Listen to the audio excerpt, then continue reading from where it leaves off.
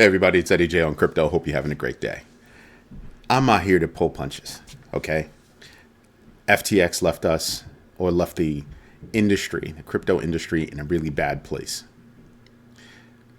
But don't let people,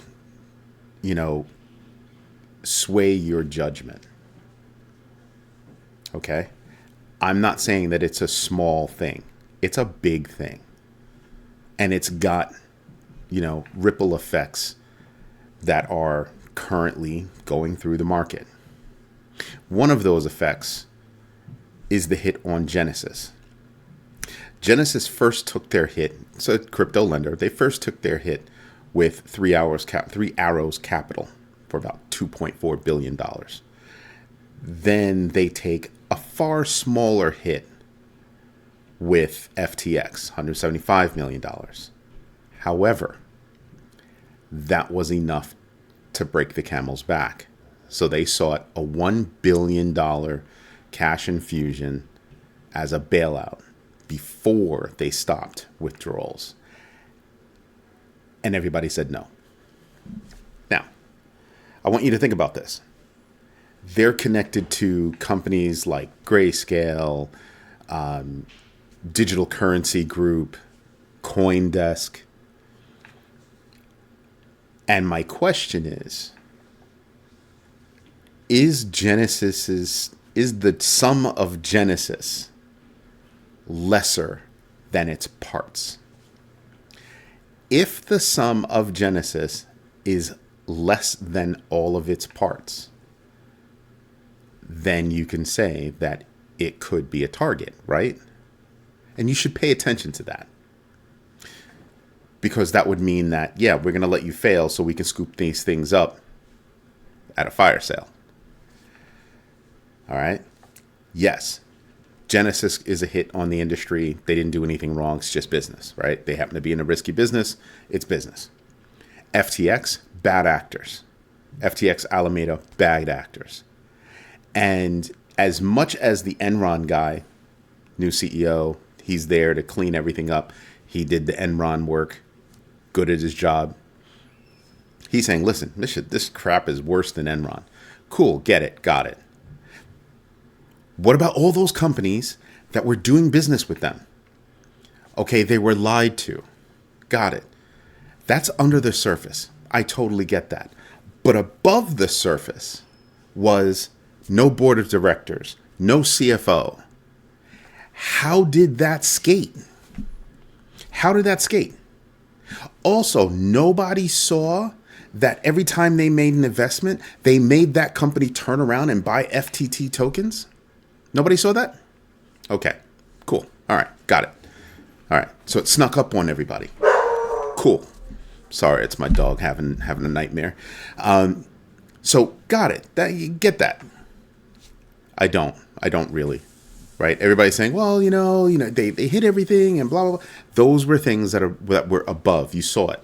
Anthony Scaramucci even said, or he didn't say, but it is said that Skybridge purchased $10 million worth of FTT tokens as a part of that 30% deal with FTX. Ponder that. Because that is the same thing that he did with all the other deals. Not Anthony, but Sam Bankman-Fried. So there were signs. They were more than just signs. More than just signs, and they were all above the surface. And nobody noticed. Nobody wheeling and dealing and all this noticed. CZ is saying, well, I told Sam to do this before, everything and blah, blah, blah. Wait, whoa. So you knew? That's the one question I have. So you knew? I mean, don't get me wrong. He's under no legal obligation to say or do anything. As a matter of fact, he's under legal obligation to make sure that he protects his company. But that means that people knew. So, bad actor and then circumstance. So as this ripples out, you're going to see everything ripple out from the bad actor, the hit from that, and then rippling out is going to be the circumstance. You have companies writing off 277 million, 177 million over there, this, that, the other. Cool, got it. That's all right. Just remember, it's a bad actor or bad actors, not crypto itself. So don't be swayed. Do your own research. Okay? Something else that I'll tell you. There are a lot of whales out there that are snatching everything up. You want to know why everything is so low? It's because you have companies out there.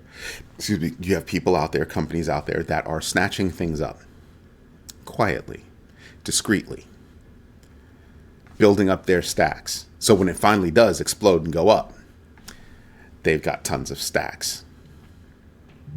There's a saying, and I've said it before, when you see blood in the streets, invest. Even if it's your own blood. What's going on? That's what's going on. Now, here's some other news. Aside from all that, here's some other news that's actually really good and is sliding underneath the radar for the most part. VeChain, great project. Okay? Yes, I hold bag on VeChain. VeChain is a great project. They just launched their version 2.0 for their mainnet. Now, what makes it significant is that it has serious savings when it comes to the environment. That's a big deal because everything about crypto is environment this, environment that, and they're not wrong. Here's a chain that's saying, we have an answer for you. There are a few that are like that. Cardano is another.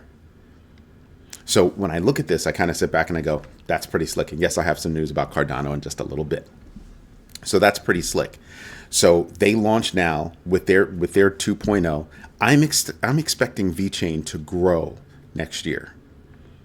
They move quietly.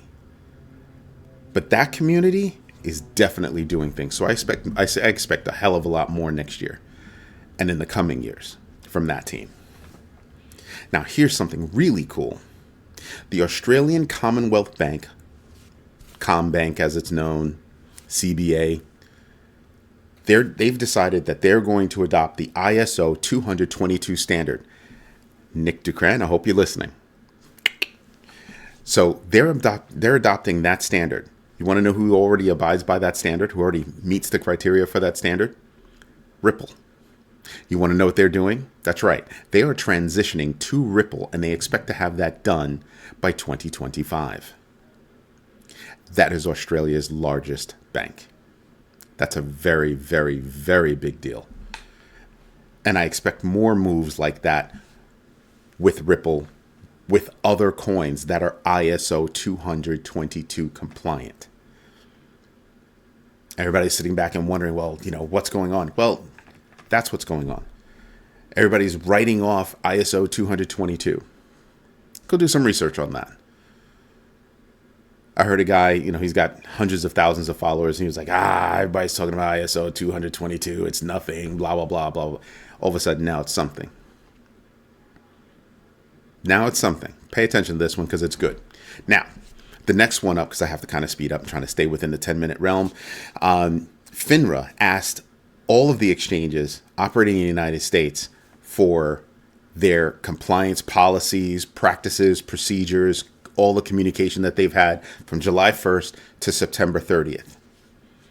They're about to get into it, and they're getting into it deep. So I'm expecting findings from that to hit next year. Who knows? Maybe even some suggested regulation. What's next up on the plate? Let's go back to Ripple. So that news about Ripple flew under the radar. You want to know what's above the radar for Ripple? Everybody's out there talking about it now. They filed for a license in Ireland, signaling that they want to do a European expansion. That's nice. That's nice. But you're going to have a country's largest bank adopt your tech.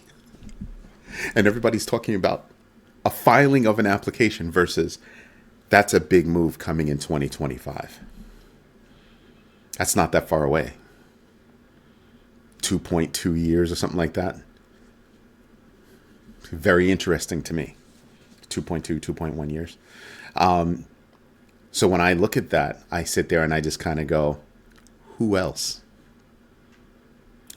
Who else is going to adopt one of the coins that does ISO 222?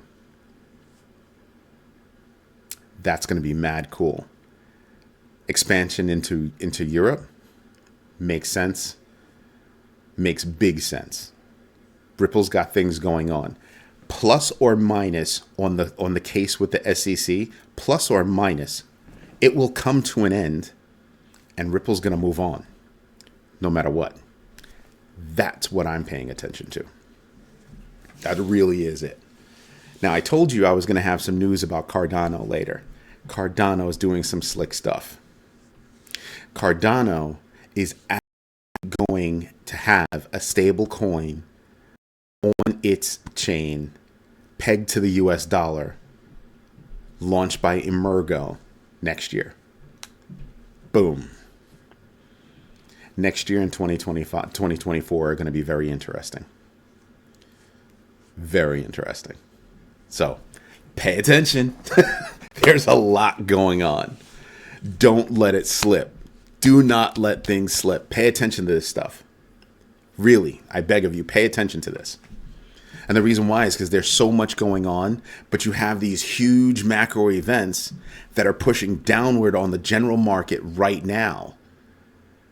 And people are not paying attention to the other news that's happening.